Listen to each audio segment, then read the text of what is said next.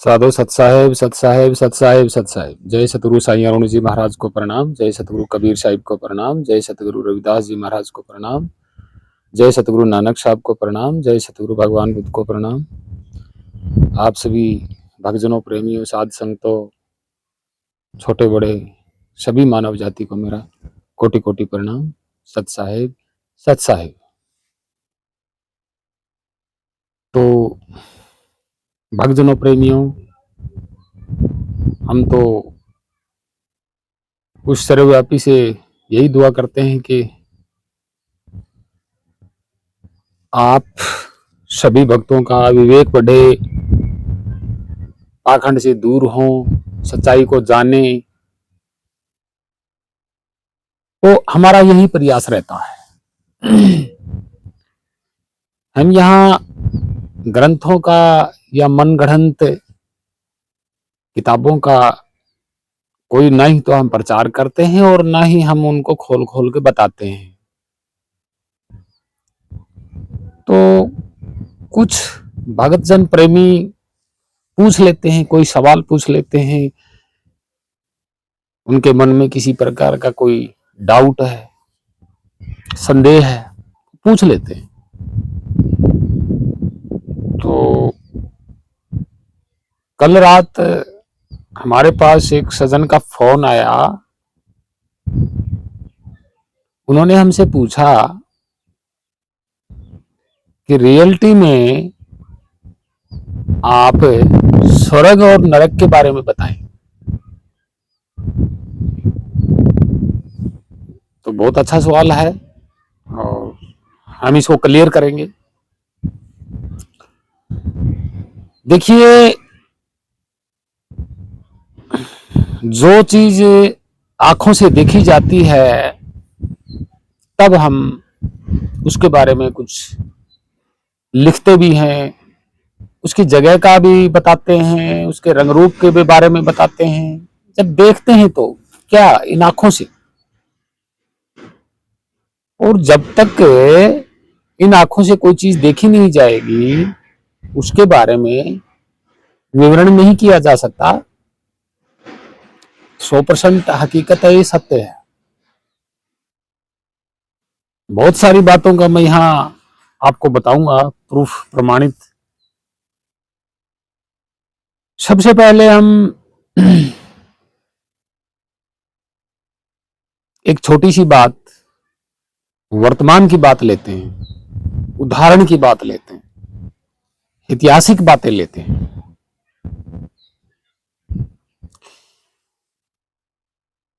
कोई व्यक्ति है, कोई भी बुद्धिजीवी मनुष्य प्राणी है, और वो जब पढ़ा लिखा होता है, वो लिखने पढ़ने लग जाता है, तो जब वो किसी के बारे में लिखेगा, अगर सच्चाई तौर से लिखेगा तो वो इन आंखों से देखेगा और उसका एड्रेस, नाम, पता, जगह, सारा विवरण लिखेगा और फिर उसके बारे में वर्णन करेगा जो वो आंखों से देखता है कि वहां ऐसा है, ऐसा मकान है, ऐसा दरवाजा है। ठीक है। अब मनुष्य अपने बारे में भी लिख सकता है, इस शरीर के बारे में लिख सकता है, कैसे कपड़े पहनता है, कैसे चलता है, कैसे आंखें होंगी, कैसे नैन नक्शा होगा। इस शरीर को देखता है तभी तो लिखता है।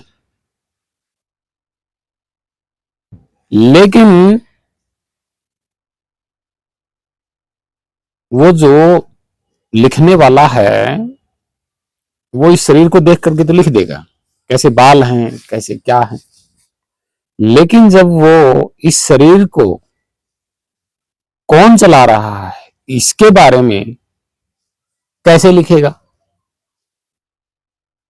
भाई बाकी चीजें तो जो आंखों से देखा उसके बारे में लिख देगा, लेकिन जो इस शरीर को चला रहा है उसके बारे में कैसे लिखेगा?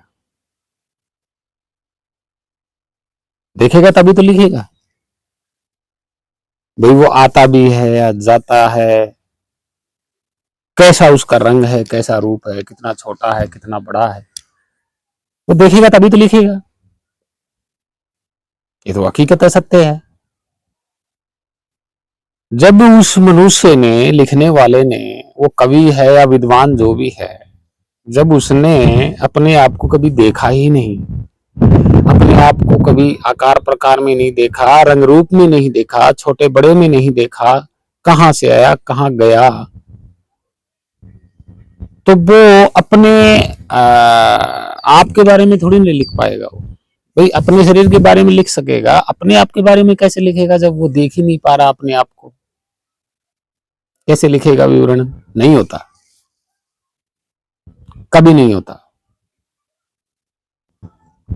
अब कुछ ग्रंथों में जैसे वेद हैं, गीता है, और नकली अंध भक्तों ने, संतों ने तो कबीर साहिब के नाम पर ही ग्रंथ पेल दिए, रविदास जी महाराज के नाम पर ग्रंथ पेल दिए, मन गढ़ंत, कि परमात्मा ऐसा है, सतलोक में बैठा है, किसी जगह पे बैठा है, वो आता है जाता है, प्रकट भी होता है, अवतरित भी होता है। सबसे बड़ी बात तो ये है कि जब देखी जाएगी तभी तो लिखा जाएगा, और जो देखी गई चीज है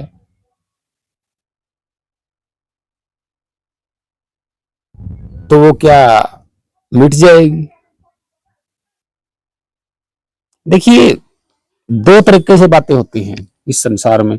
एक तो आपने पृथ्वी पर कोई चीज देख ली बनी हुई, और आपने देख ली, और जब आप अपने घर में आएंगे या अपने दोस्तों के साथ शेयर करेंगे कि मैं फलानी जगह गया और ये चीज मैंने देखी, तो अगर वहां जाकर के देखेंगे तो वो चीज मिलेगी वहां पे जो उसने बताया है। अगर वो ठीक, जो उसकी बताई हुई चीज को अगर वो 30 साल बाद में या 40 साल बाद में जाकर के देखते हैं तो वो चीज जैसी बताई गई थी वो वैसी मिलेगी नहीं, शायद नहीं मिलेगी।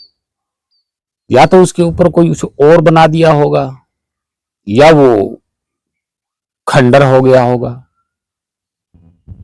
तो उसकी निशानी तो मिलेगी ना, जगह तो मिलेगी देखी हुई चीज की। जब ये चीजें मिल जाती है तो सत्य माना जाएगा।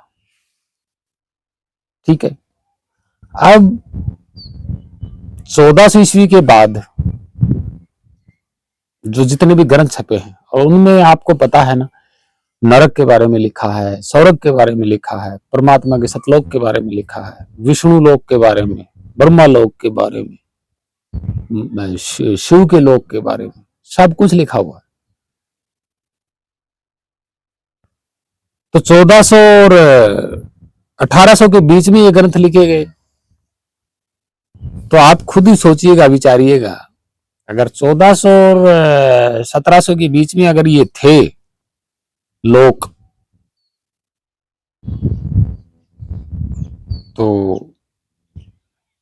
400-500 साल पुरानी बातें हो गई, तो अगर ये लोग थे तो आज कहाँ है? आज कहाँ है? धरती पर कौन सी जगह पे थे? किसने देखे थे?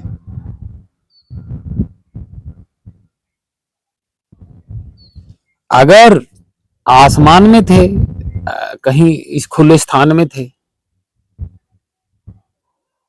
तो उस वक्त में थे ना।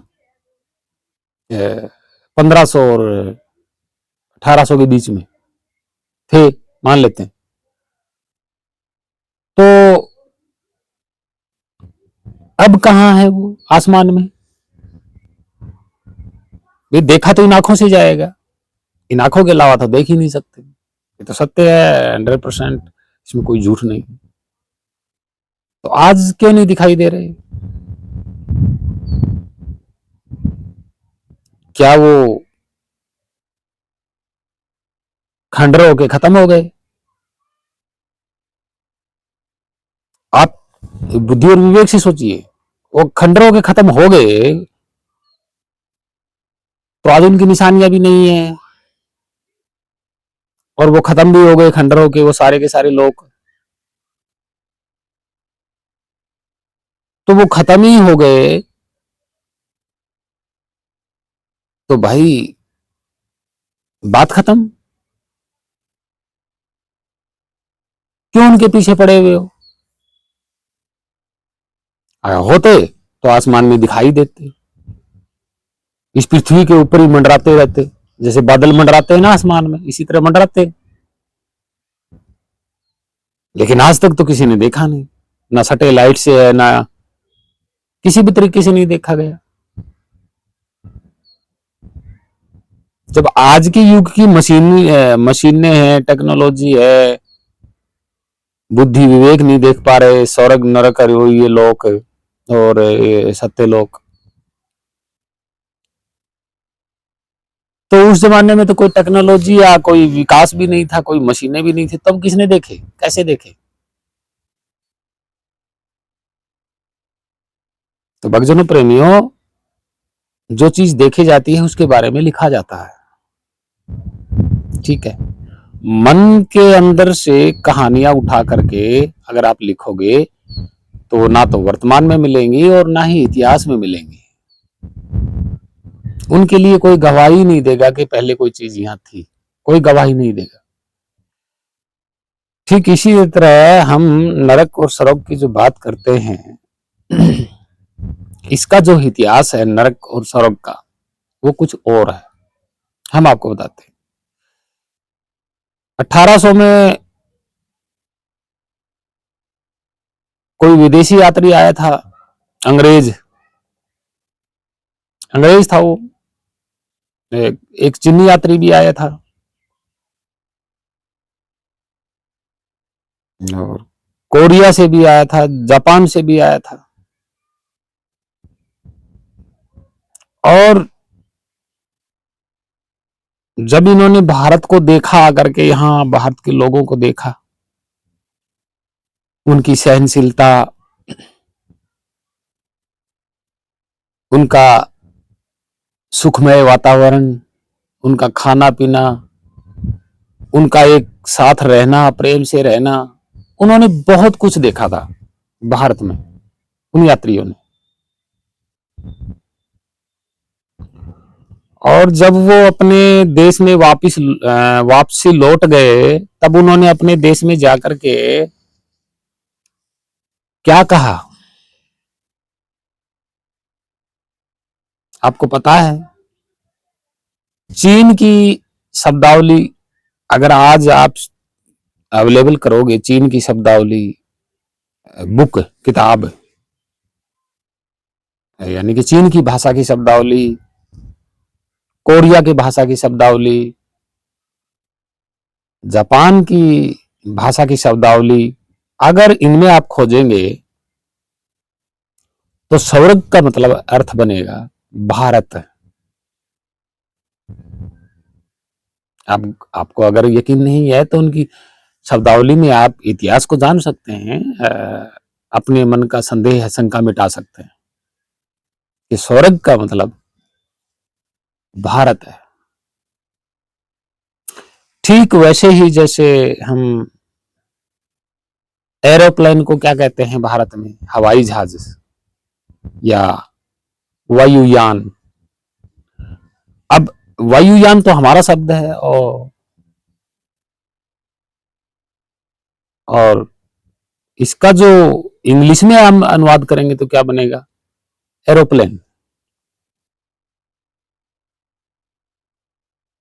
तो उनका जो शब्द है वो स्वर्ग है उनकी डिक्शनरी में। 3 देशों की डिक्शनरी में जो स्वर्ग शब्द है उसका जो अर्थ बनता है, कन्वर्ट होता है, अनुवाद में होता है तो भारत होता है। आप सोच सकते हैं। अब नरक का जो अर्थ बताया गया है वो उनकी भाषा में नरक जो होता है वो होता है कि ऐसा स्थान या ऐसा देश हो जहां धर्म के नाम पर लड़ाई झगड़ा होता हो, जाति के नाम पर भेदभाव होता हो, जहां एक दूसरे को बेईमानी में लूट रहे हो या दंगे फसाद हो आपसी, ऐसे देश को नरक लोक कहा जाता है। नरक लोक यानी नरक का स्थान। ये आंखों देखा होता है। जहां जिस देश में या जिस स्थान पर ये चीजें होती हैं उसको बोलते हैं नरक लोक। और जिस स्थान पे, जिस देश में भेदभाव ना हो, धर्म जाति का विरोध ना हो, ऊंच नीच ना हो, एक दूसरे से धोखापट्टी ना हो, बेईमानी ना हो, लड़ाई दंगे ना हो और प्रदूषण गंदगी ना हो, उसको कहते हैं स्वर्ग। ये उनकी डिक्शनरी है का शब्द है, हमारे नहीं है स्वर्ग और नरक। अब लोगों ने उनके शब्दों को यहां पाखंड फैलाने के लिए ग्रंथों में जोड़ दिए। तो उनका जो नरक स्वर्ग का जो अर्थ है वो तो कुछ और है। वो तो एक स्थान का नाम है, लोक का नाम है, देश का नाम है, देश की प्रति करते हैं। वो तो भाई देश के प्रति कहा गया है नरक और स्वर्ग। और उन्होंने स्वर्ग भारत को क्यों कहा? क्योंकि उन्होंने यहाँ का देखा था, भारत का वातावरण, भारत की नदियां, भारत के पहाड़, तरह तरह के मौसम, बहुत कुछ देखा था उन्होंने। तो यहाँ तरह तरह का अनाज, तरह तरह का खाना, तरह तरह के फल फ्रूट, बहुत कुछ देखा था, तरह तरह के लोग। अभी तो कहा उन्होंने स्वर्ग का अर्थ जो है भारत है। वो आए थे भारत में, उन्होंने अपनी शब्दावली में स्वर्ग का मतलब भारत कर दिया। और स्वर्ग शब्द उनका है जो उनकी भाषा में अर्थ भी यही बनता है, सुंदर, सुंदर लोक, अच्छा लोक।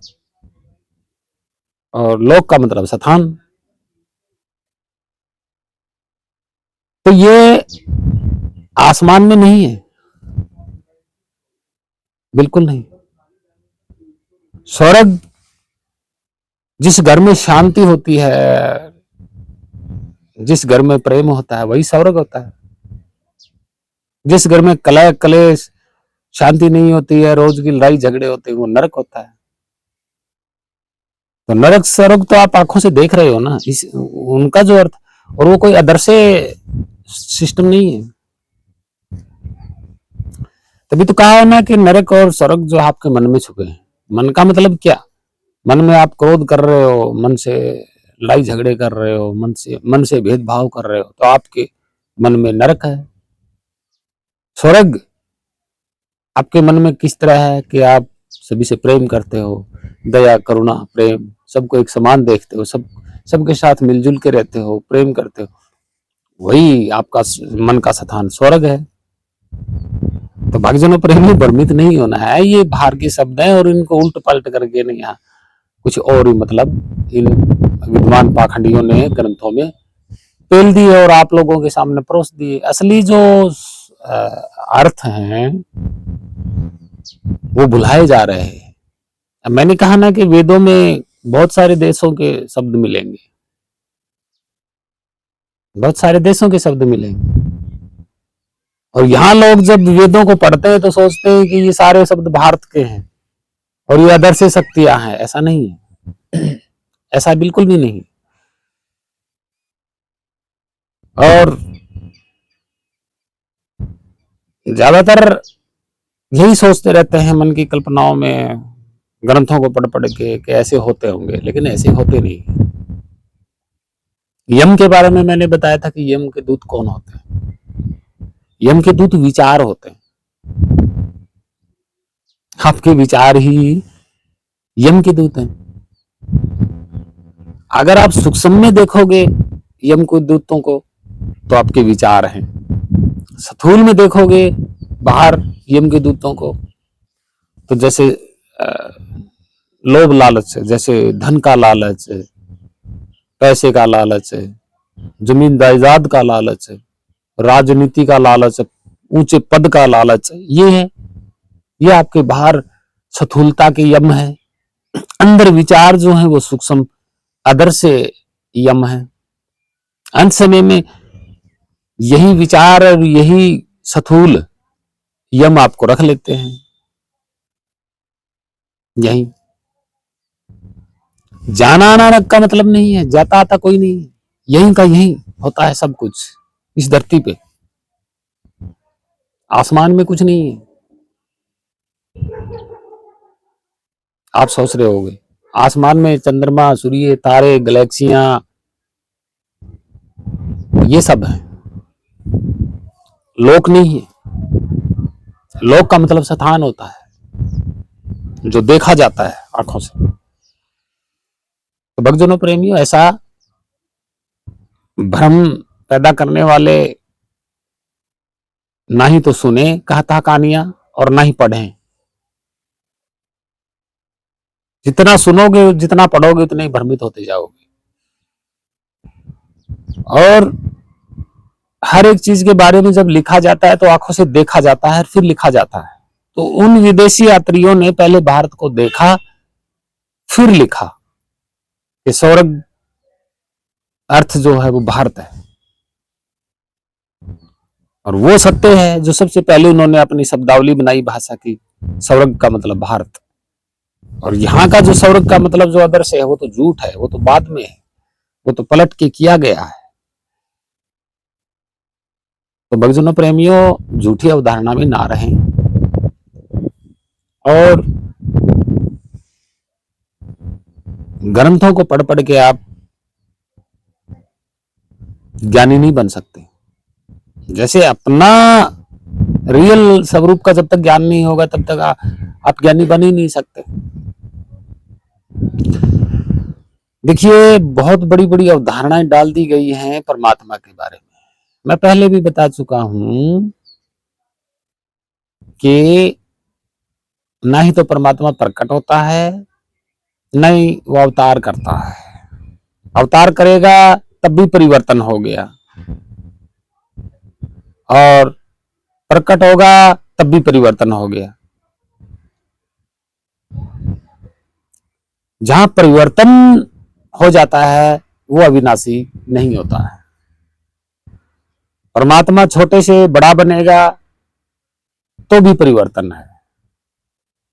परमात्मा उसी का नाम होता है जो बदलता नहीं है, परिवर्तन नहीं होता है, वो आता जाता नहीं है।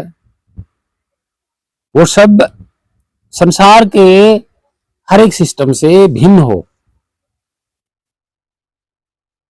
संसार के हर एक सिस्टम से भिन्न हो। मतलब क्या कि परमात्मा इस शरीर से भिन्न है, मनुष्य शरीर से। कैसे भिन्न है कि पहली बात तो उसके पास शरीर नहीं है, आंखें नहीं है, कान नहीं है, मुंह नहीं है। भाई शरीर होगा तो कान आंख मुंह होंगे, लेकिन शरीर नहीं है तो कुछ भी नहीं है। तो इस शरीर से भी वो भिन्न है। ठीक है, साकार में और सगुण में शरीर दिखाई देता है आपको, वो नहीं है साकार और सगुण में। वर्णन आप इस शरीर का कर सकते हो, उसका नहीं कर सकते किताबों में कहीं पर भी। दूसरा ये, आप सोच रहे होंगे कि सूर्य के जैसा प्रकाश जैसा होगा, तो प्रकाश से भी भिन्न है, वो प्रकाश है ही नहीं। आप सोच रहे होंगे कि वो आता जाता होगा, भाई संसार में तो हर एक चीज आती जाती है ना, तो आप इसके अकॉर्डिंग सोचोगे कि परमात्मा आता जाता होगा, तो नहीं, इसमें भी मैचिंग नहीं है। यहां एक चीज से दूसरी चीज बनाई जा सकती है, देख करके हजारों कॉपियां बनाते हैं। जैसे एक ईंट बनाई और उसके बाद फिर दूसरी ईंट वैसी की वैसी, तीसरी ईंट वैसी की वैसी, चौथी ईंट वैसी की वैसी, मतलब हजारों ईंटें बनाते हो मकान बनाने के लिए तो एक ही साइज की होती हैं, तो वो क्या है? एक दूसरे का प्रकट रूप है। एक ईंट से दूसरी ईंट बनी है तो वो प्रकट हुई, प्रकट रूप है उनका, कि वैसी की वैसी दूसरी ईंट है, वैसी की वैसी तीसरी ईंट है। तो आप अगर इस तथ्य को भी अगर आप उसके साथ जोड़ोगे परमात्मा के, तो ऐसा नहीं है।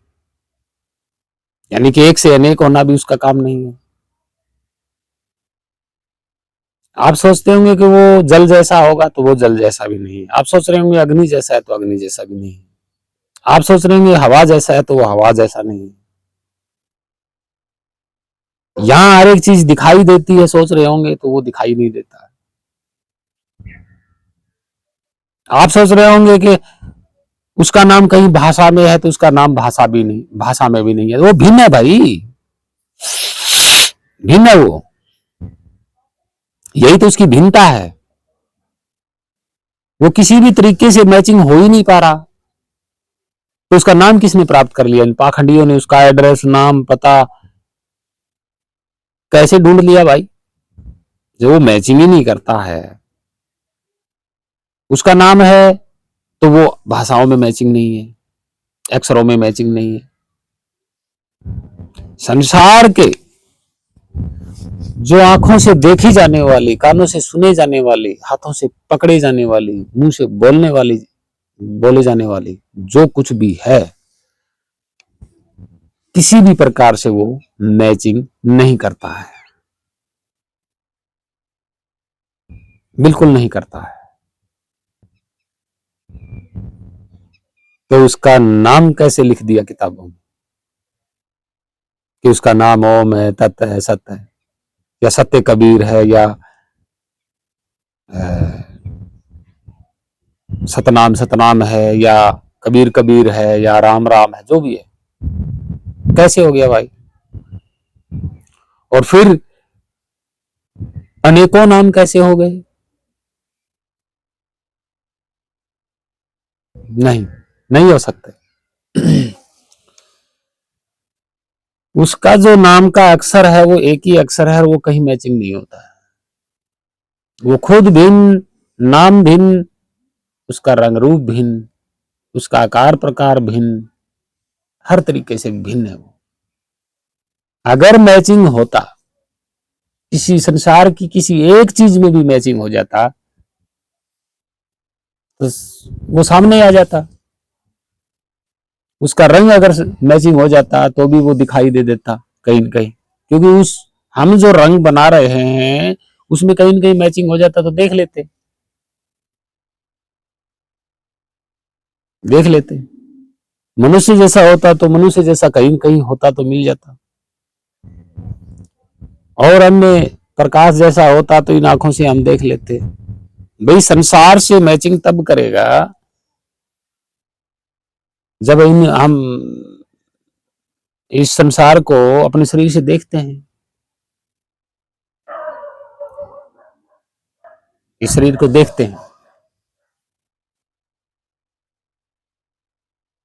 क्योंकि संसार से रिलेटिव ये शरीर है, इस प्रकृति से रिलेटिव है ये शरीर, बिल्कुल सगा है, रिलेटिव है। इस शरीर से संसार की कोई चीज परे है ही नहीं, जो दिखाई ना दे, जो सुनाई ना दे, जिसको हम पकड़ ना सकें, जिसको हम अनुभव ना कर सकें, जिसको हम बोल ना सकें। अगर संसार जैसा वो होता तो ये शरीर कहीं न कहीं पकड़ लेता, कानों से पकड़ लेता, आंखों से पकड़ लेता, मुंह से पकड़ लेता, हाथों से पकड़ लेता। और संसार से मैचिंग होता तो आज तक मैचिंग किया क्यों नहीं इन पाखंडी नकली गुरुओं ने? संसार की किसी चीज से मैचिंग क्यों नहीं करके दिखाया?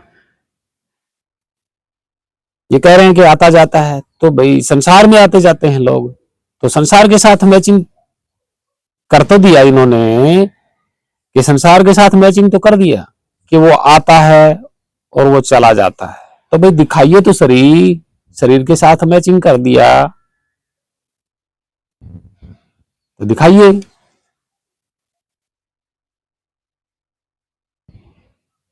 कोई कहता है वेदों की वाणी परमात्मा ने बोली, तो कानों से सुनी होगी ना। तो ये संसार तो कानों से परे नहीं है, तो वो वाणी आज क्यों नहीं बोल रहे फिर? आज भी तो सारी दुनिया सुन लेती इन कानों से भी। किसी ने सुना होगा ना, कह रहे ना कि वेद परमात्मा की वाणी है, तो कानों से सुनी होगी। और ध्यान से तो कभी सुनी ही नहीं जाती, ध्यान से तो कोई चीज सुनी नहीं जाती। तो फिर आज क्यों चुप है? वो आज भी तो बोल रहा होगा, तो सुना क्यों नहीं रहे? वेदों की वाणी नहीं सही, कोई और वाणी सुना दो जो आज बोल रहा है और हम सुन लें। फिर ये कह रहे हैं कि प्रकाश जैसा है, तो भाई प्रकाश जैसा है तो आज तक दिखाई क्यों नहीं दिया?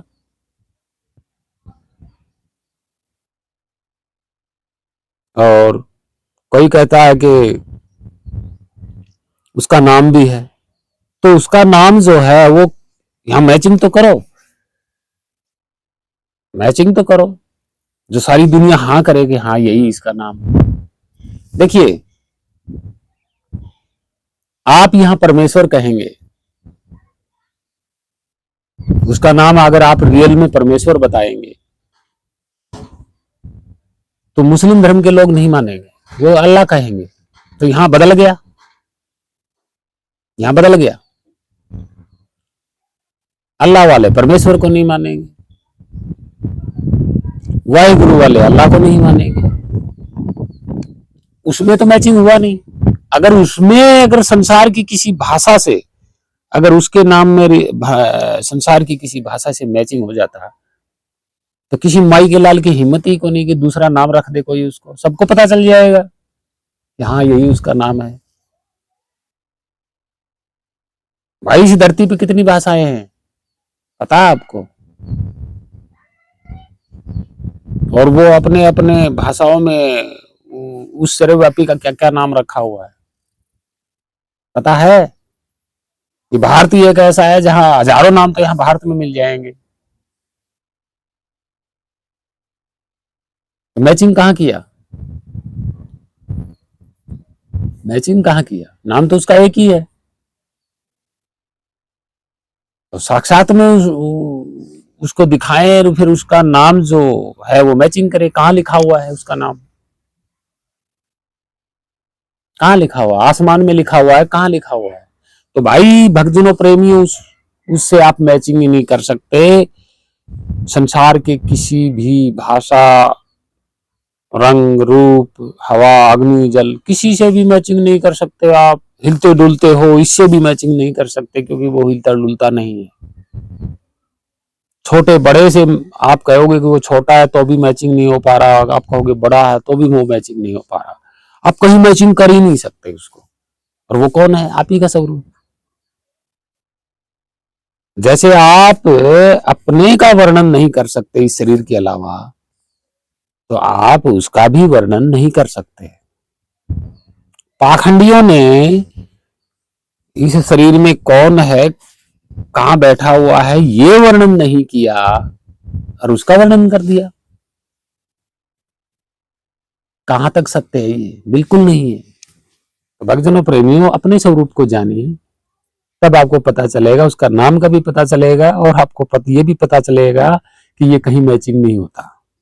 कौन? आपका स्वरूप। और मन जो है वो प्रभाव है। मन, चित्त, जीव, ये तीनों नाम एक ही चीज के हैं, मन के। इससे क्या उठते हैं? विचार।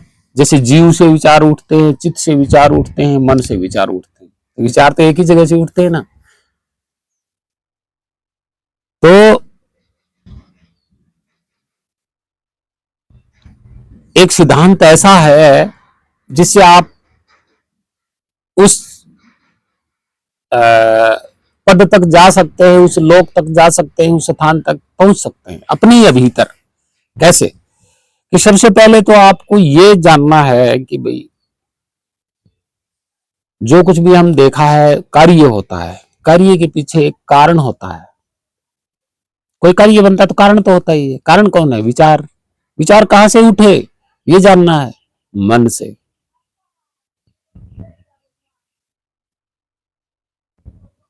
यही यही मार्ग कबीर जी के पास था, यही मार्ग रविदास जी के पास मार्ग था, यही भगवान बुद्ध के पास मार्ग था, यही नानक साहब के पास मार्ग था। क्या कि जो कार्य हुआ है उसके पीछे कारण है, ये शरीर बना है तो इसके पीछे कारण है, और कारण कहां से पैदा हुआ वो भी इस शरीर में है।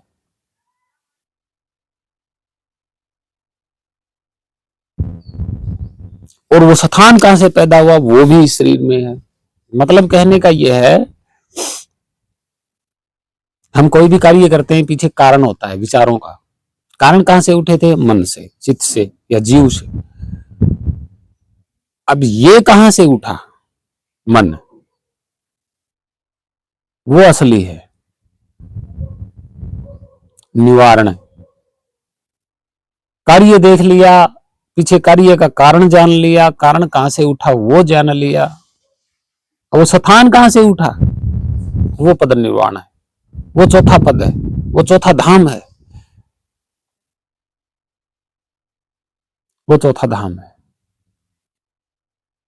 मैं बताता हूं, जैसे ये ईंट है, माटी की बना दी, ठीक है। अब ये ईंट है तो ये हम मूर्ति मान लेते हैं। आप किसी की भी मूर्ति बनाइए, ये मूर्ति, मूर्ति पे चलते हैं। हालांकि तो है, तो ये भी एक मूर्ति ही है, ईंट की मूर्ति है ये। ईंट है साक्षात, शकल सूरत चकोर अकोर मूर्ति तो है। इसके पीछे कारण है बनाने का, पता है ना आपको क्या कारण है? कि ऐसी ऐसी अगर हम लाखों हजारों बना लेंगे तो एक मकान बनेगा, उस मकान में हम रहेंगे, सर्दी गर्मी से बचेंगे, मौसम से बचेंगे, बहुत बड़ा कारण है, ठीक है। अब ये कार्य जो ईंट बना कहां से? मन के विचार से, विचार से बना है। इससे अगर हम बैकग्राउंड में चलेंगे तो चौथा पद की प्राप्ति होती है। देखिए ईंट कैसे बनी? विचार से। विचार कहां से उठे? मन से। मन कहां से उठा? आपके स्वरूप से। जो आपका स्वरूप है वो चौथा पद है, वो महापरिनिर्वाण है। निर्वाण पद उसको कहा जाता है। वही शब्द स्वरूप है, वही अविनाशी है, वही सब कुछ है। आप इसी चीज से, इसी चीज के आधार पे आप अपनी गहराई में जा सकते हैं।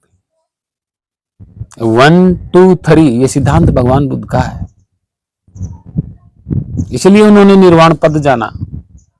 वो मार्ग, वो पद, वो स्थान, वो लोक, वो सत्य है। तो सतलोक आप आसमान में ढूंढ रहे हो भाई, है तो अंदर ही, गहराई में जाइए।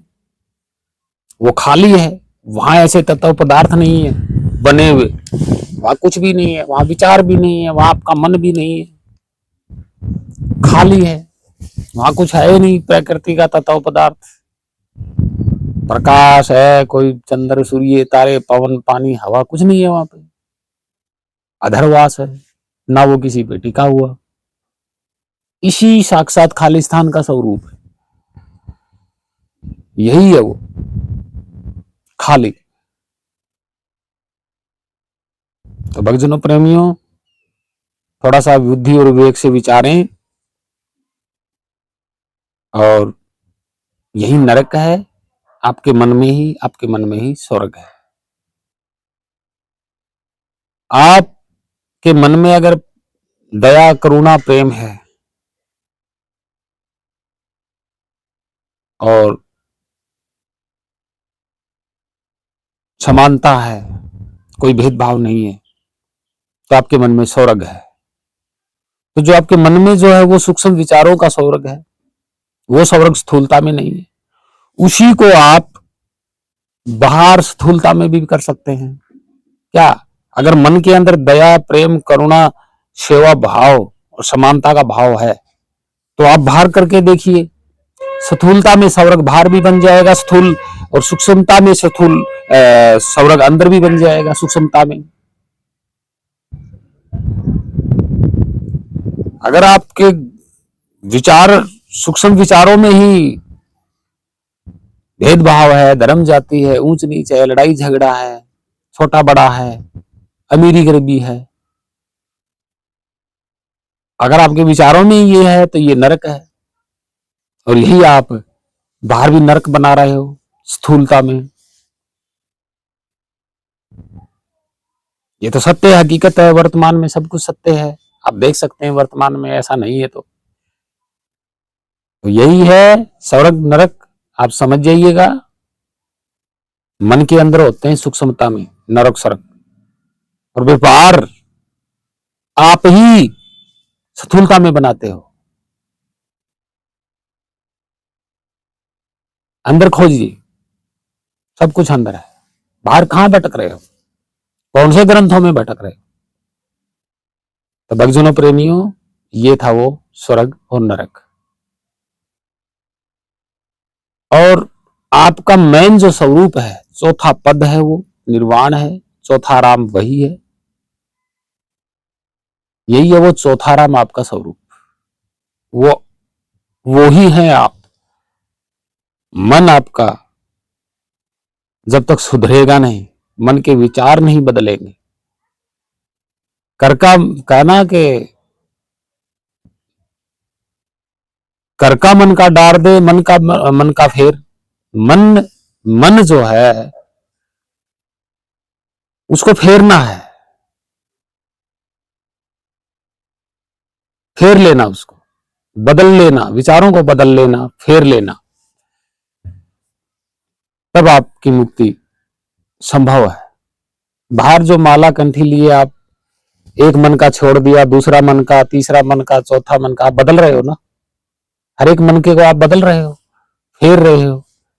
आप मन को बदलिए ना, मन अगर गंदे विचारों में है तो बदल जाइएगा बस।